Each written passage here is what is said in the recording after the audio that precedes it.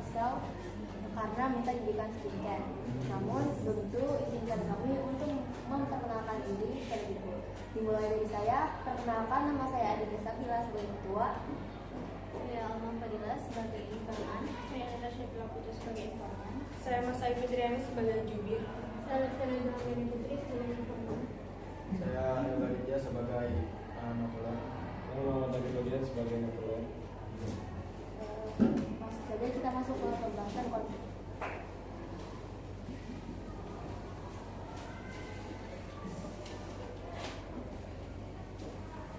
Di sini ada waktu dan tempat kejadian. Di Desa Kejambon, Kecamatan Taman, Kabupaten Pemalang, Jawa Tengah. Terjadi pada hari Senin tanggal 3 Februari 2025. Orang terlibatnya yang pertama ada pelakunya sendiri yang berusia 13 tahun berinisial AN. Yang kedua ada ibu korban yaitu yang berinisial S. Yang ketiga ada keluarga sendiri.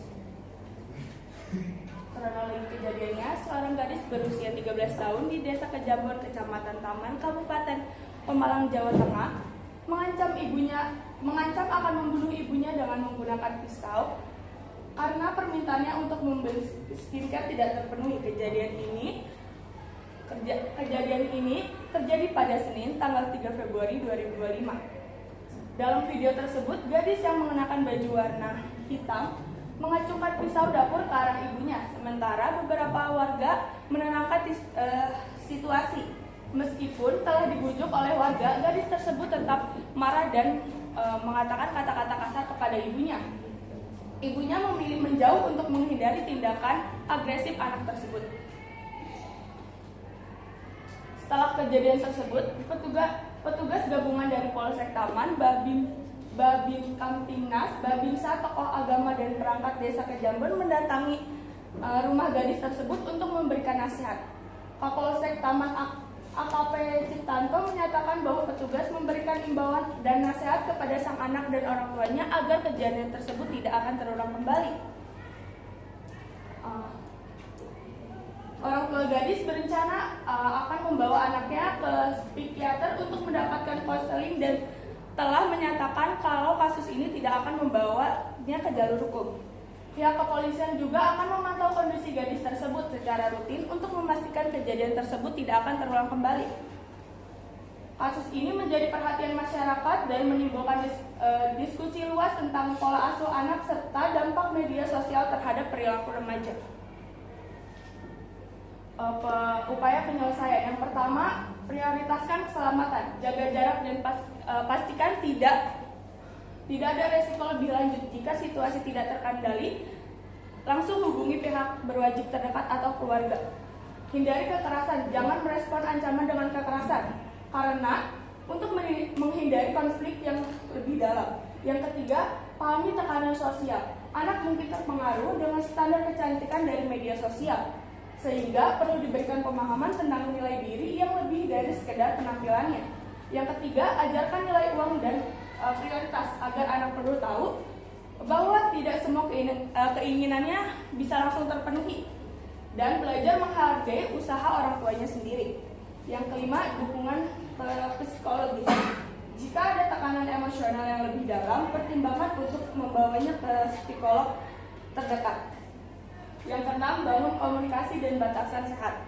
Orang tua harus membimbing anak dalam mengendalikan emosi, menjaga batasan dan mengajarkan konsekuensi yang mereka perbuat. Jadi kasus ini masuk ke dalam konflik yang dikembangkan oleh Karl Marx. Teori ini berfokus pada ketimpangan kekuasaan dan persaingan dalam memperoleh sumber daya yang terbatas, yang seringkali menyebabkan konflik sosial. Dalam kasus ini terjadi ketegangan antara anak dengan ibunya karena keinginan anak untuk mendapatkan skincare tidak terpenuhi, sedangkan ibu memiliki kendali atas keputusan finansialnya. Ketimpangan ini menciptakan konflik adanya perbedaan kepentingan antara ibu dan anaknya.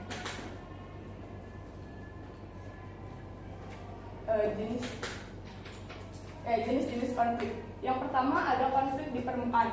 di mana keadaan konflik ini terjadi karena adanya kesalahpahaman antara ibu dan anaknya. Sang anak salah paham dengan rasa berhak mendapatkan skincare dan permintaannya yang skincare dan memaksa kepada ibunya untuk memberikan skincare tanpa memahami ekonomi keluarganya yang sedang sulit. Yang kedua, konflik non-realistis berasal dari kekecewaan individu kelompok karena perkiraan keuntungan para partisipan terlihat mengecewakan. Sang anak merasa skincare adalah hal penting, tapi sang ibu punya kepentingan lain untuk memprioritaskan kebutuhan keluarganya sendiri. Konflik peran-peran sosial. Seorang anak memiliki peran sosial untuk menghormati dan menghargai orang tua. Namun dalam kasus ini timpal balik karena sang anak justru mengancam ibunya karena tidak mendapatkan keinginannya. Yang keempat, ada konflik pribadi. Konflik ini terjadi karena melibatkan perasaan emosional antara individu. Konflik ini muncul dari keinginan anaknya untuk mendapatkan sesuatu namun tidak terpenuhi, sehingga sang anak mengalami frustasi dan melibatkannya dengan cara yang agresif. Yang kelima, konflik dengan orang tua sendiri. Kasus ini dikategorikan sebagai konflik dengan orang tua sendiri karena terjadi dalam hubungan keluarga dan disebabkan oleh perbedaan serta ketidakseimbangan dalam komunikasi dan pengendalian emosi. Yang keenam atau yang terakhir, konflik dengan orang lain. Kasus ini bisa dikategorikan sebagai konflik dengan orang lain karena melibatkan dua individu yang memiliki kepentingan bertentangan dan berujung pada pertikaian. Dan di sini ada video.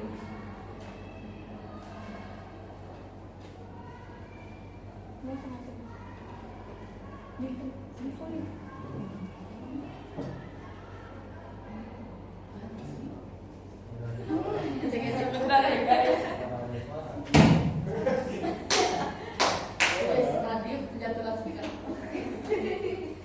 Ini udah pokoknya nggak pernah ini nggak bisa lagi. Minus 1000.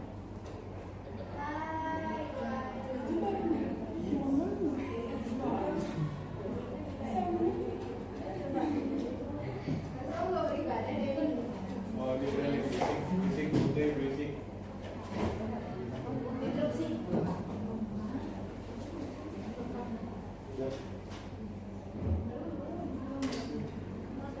Ini boleh.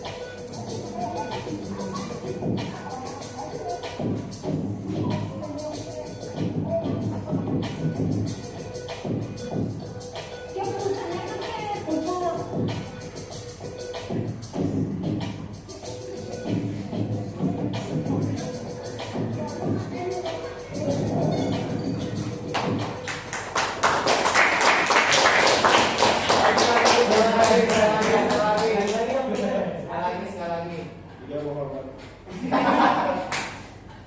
Sekarang masuk ke sesi pertanyaan.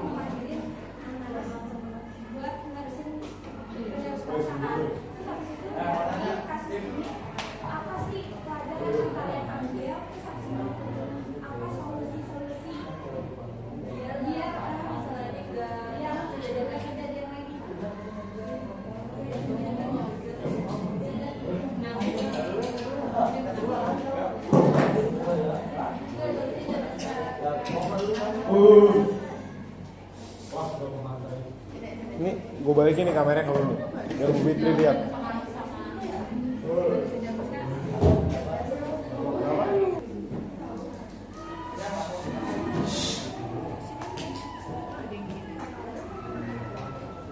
Baik, sekian presentasi dari kelompok kami. Kami mohon maaf apabila ada salah kata yang tidak sengaja kami ucapkan. Kami pamit undur diri. Wassalamualaikum warahmatullahi